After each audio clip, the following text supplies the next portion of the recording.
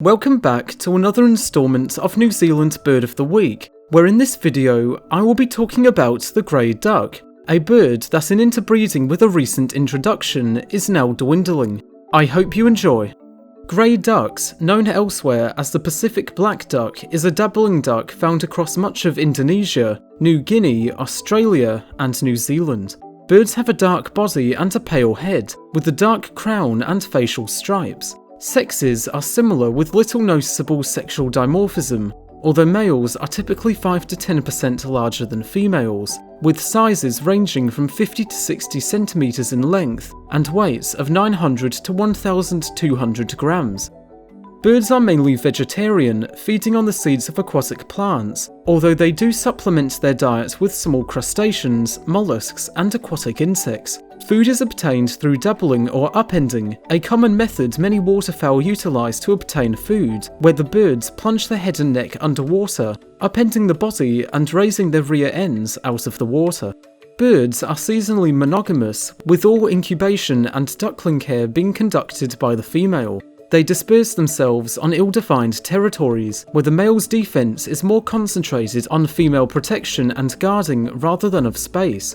They prefer undisturbed waters, including remote lakes and headwater rivers with sufficient forest and scrub fringes to make their nests. The clutch of 8 to 10 white to pale green eggs are incubated for 26 to 29 days, with ducklings leaving the nest as soon as the brood hatch, and the young accompany the female for about 7 to 9 weeks, with them in turn being able to breed themselves in the first year.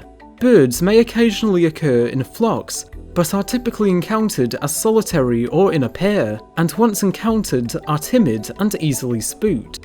Birds were formerly widespread throughout all of New Zealand, including on all the vegetated subantarctic islands and the Kermadec Islands. They have since disappeared from the subantarctic islands, rare on the Chathams, and diminished on mainland New Zealand, likely down to extensive habitat loss and predation, and another factor that now means that the future of the grey duck is uncertain. The New Zealand subspecies of grey duck in recent years has begun to interbreed with the introduced mallards, which due to competition from them as well as hybridisation, the numbers of pure grey ducks have declined heavily, and many sightings are of grey mallard hybrids. Grey ducks and female mallards can be easily confused, although they can be distinguished by several features.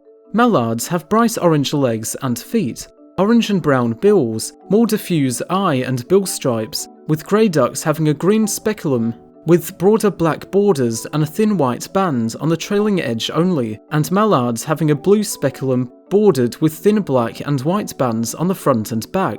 Hybrid birds are however confusingly variable in many different characteristics, and traits can be intermixed between individuals, making it in some cases hard to tell if a grey duck is pure or a hybrid. The combined pressures from the physical dominance of the mallards, coupled with a marked population decline through hunting and habitat loss, as well as interbreeding with more dominant birds, has led many to think that all the data points point to an eventual loss of the grey duck as a distinct subspecies in New Zealand. And while no definitive population estimates have been undertaken, as well as this presumption of being entirely based on the phenotype of the birds, the days of the grey duck in New Zealand at least are very likely to be numbered.